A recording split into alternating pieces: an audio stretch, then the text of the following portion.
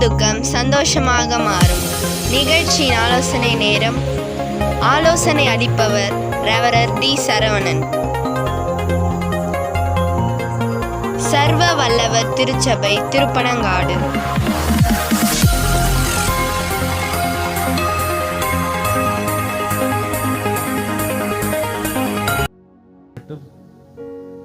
கர்த்தருடைய நாமத்துக்கு மகிமை உண்டாகட்டும். உங்கள் துக்கம் சந்தோஷமாய் மாறும் என்ற நிகழ்ச்சிக்கு உங்களை அன்புடன் வரவேற்கிறோம்.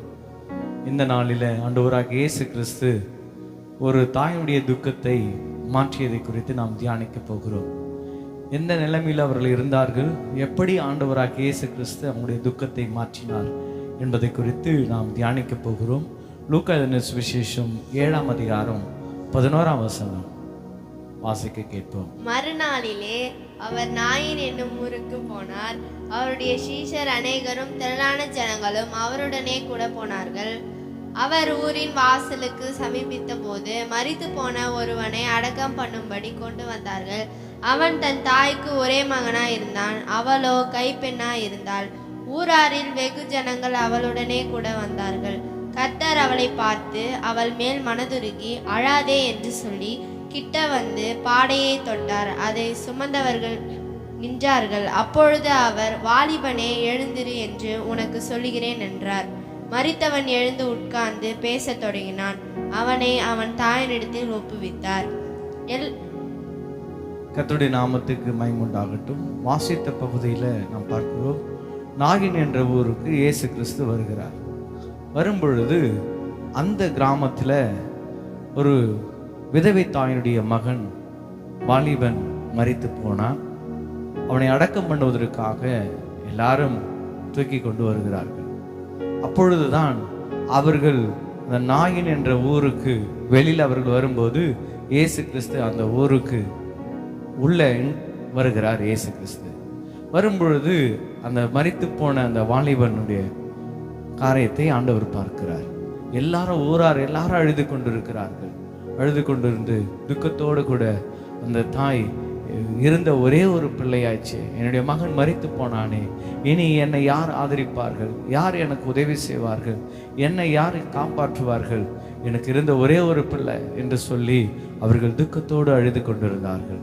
அப்படி அழுது கொண்டிருந்து சாயங்காலமான பொழுது அவனை அடக்கம் பண்ணுவதற்காக கொண்டு போகிறார்கள். அப்பொழுது அந்த தாய் நினைத்தார்கள், இனி என் துக்கத்தை யாரால் மாற்ற முடியும், அவ்வளோதான், என் வாழ்க்கை முடிஞ்சது, எனக்கு உதவி செய்ய யாருமே இல்லை, என்னை பார்த்துக்கொள்ள யாருமே இல்லை, இருந்த என்னுடைய மகனோ மரித்து போனானே என்று வேதனையோடு கூட அவர்கள் இருந்தபோது, எனக்கு அன்பானவர்களே, நீங்களும் இப்படிப்பட்ட நிலைமையில் நீங்கள் இருக்கிறீர்களா? இருந்ததை இழந்து நீங்கள் துக்கத்தோடு கூட இருக்கிறீர்களா? வேதனையோடு கூட இருக்கிறீங்களா? இனி என் வாழ்க்கையில் இனி எனக்கு சந்தோஷம் வராது, என் வாழ்க்கையை யாரால் மாற்ற முடியும், இனி நான் எப்படி வாழ்வேன், என்னை ஆதரிக்க எனக்கு உதவி செய்ய யார் இருக்காங்க என்று கலங்கி கொண்டிருக்கிறீங்களா? கலங்காதிருங்க. இயேசு கிறிஸ்துடைய வார்த்தை சொல்கிறது, உங்கள் இருதயம் கலங்காமல் இருப்பதாக. அவர்கள் எல்லாரும் கலக்கத்தோடு வேதனையோடு கூட அழுது கொண்டு வரும் பொழுது இயேசு அந்த ஸ்திரியை பார்த்து சொல்கிறார், ஸ்திரியே அழாதே என்று சொல்லி இன்றைக்கு உங்களையும் பார்த்து சொல்கிறார், மகளே மகனே கலங்காது, துக்கப்படாது, உங்கள் துக்கத்தை சந்தோஷமாய் மாற்ற என்னால் முடியும் என்று ஆண்டுடைய வார்த்தை சொல்லுகிறது. எனக்கு அன்பானவர்களே, நீங்கள் கலங்காது, நிச்சயமாய் இயேசு துக்கத்தை மாற்றுவார். அந்த ஸ்திரியை பார்த்து அழாதே என்று சொன்னவர் இன்றைக்கு உங்களையும் பார்த்து சொல்லுவார், கலங்காது, அழாதே, நிச்சயமாக உன் வாழ்க்கையை ஆண்டவரால் மாற்ற முடியும். சொன்னது மட்டுமல்ல, அந்த ஊரார் எல்லாரும் அப்படிதான் சொல்லியிருப்பார்கள், அழாதே என்று சொல்லியிருப்பார்கள். ஆனால் மற்றவர்கள் சொன்னதற்கும் இயேசு கிறிஸ்து சொல்வதற்கும் ஒரு வித்தியாசம் உண்டு. மற்றவர்களால் வார்த்தை மட்டும்தான் சொல்ல முடியும், ஆனால் துக்கத்தை மாற்ற முடியாது. ஆனால் இயேசு கிறிஸ்து வார்த்தை மட்டுமல்ல, அந்த துக்கத்தை மாற்றக்கூடிய அதிகாரம் இயேசுவிடத்தில் இருக்கு. எனக்கு அன்பானவர்களே, இயேசு கிறிஸ்து அந்த பாடையை சுமந்தவர்களை, அந்த பாடையை இயேசு தொட்டு மாத்திரத்தில் எல்லாரும் நின்றார். மரித்து போன அந்த வாலிபனை பார்த்து இயேசு சொல்லுகிறார், வாலிபனே எழுந்திரு என்று சொல்லி மரித்து போனவன் எழுந்து உட்கார்ந்தான். கர்த்தருடைய நாமத்துக்கு மகிமை உண்டாவதாக. இன்றைக்கும் என் வாழ்க்கை முடிஞ்சது, அவ்வளோதான் என் வாழ்க்கை. இனி என் வாழ்க்கையில் எந்த ஒரு சந்தோஷம் வராது.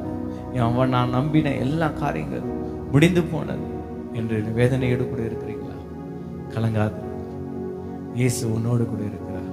இந்த நிகழ்ச்சியை பார்த்து கொண்டு இருக்கிற, இதை கேட்டுக்கொண்டு இருக்கிற, உன்னுடைய துக்கம் எப்பேற்பட்டதா இருந்தாலும், உன் பிரச்சனைகள் எப்பேற்பட்டதா இருந்தாலும் கலங்காது. இயேசு வாலிபனை உயிரோடு எழுப்பினது போல இன்றைக்கு நீ இழந்ததை ஆண்டவர் உனக்கு திரும்ப தருவார். கர்த்தருடைய வார்த்தை இப்படிதான் சொல்லுது. இழந்து போனதை ரட்சிக்கும் மனுஷகுமாரன் வந்தார். நீ இழந்து போன சந்தோஷம், நீ இழந்து போன சுகம், நீ இழந்து போன எல்லா ஆசீர்வாதங்களையும் இயேசு மறுபடியும் உனக்கு தந்து உன்னை ஆசீர்வதிப்பார். உன் துக்கத்தை ஆண்டவர் சந்தோஷமாய் மாற்றுவார். ஆகவே நீங்கள் கலங்காதீர்கள். இயேசு உன்னை கைவிடவே மாட்டார், கைவிடவே மாட்டார். அன்று எல்லாருடைய துக்கம் சந்தோஷமாய் மாறியது.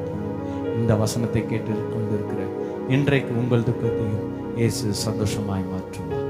அந்த வாலிபன் எழுந்து உட்கார்ந்தது போல நீ விரும்புகிற காரியத்தை ஆண்டவனுக்கு தந்து உன்னை சந்தோஷப்படுத்துவார். உனக்கு வேண்டிய சுகத்தையும் சமாதானத்தையும் ஆண்டவர் தருவார். நீ வேண்டிக் கொள்கிற காரியத்தை ஆண்டவனுக்கு தருவார்.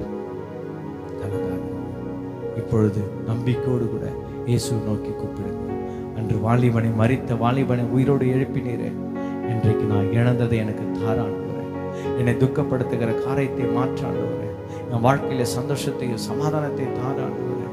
இழந்து போன சுகத்தை எனக்கு தாங்காண்டுகிறேன். இழந்து போன சமாதானத்தை எனக்கு தாங்காண்டுகிறேன் என்று சொல்லி ஆண்டவரிடத்தில் நம்பிக்கையோடு கூட நோக்கி பாருங்க. ஜெபிக்கலாமா? ஜெபிப்போம். வானத்துக்கும் பூமிக்கும் சர்வதிகாரம் படைத்த நல்ல ஆண்டவரே, நீ சகலத்தை செய்ய வல்லவர் என்பதை நான் அறிந்திருக்கிறேன். இப்பொழுதும் என்னோடு கூட சேர்ந்து ஜெபித்து கொண்டு இருக்கிற ஒவ்வொருடைய அப்பா துக்கத்தை நீ சந்தோஷமாய் மாற்றுவீராக.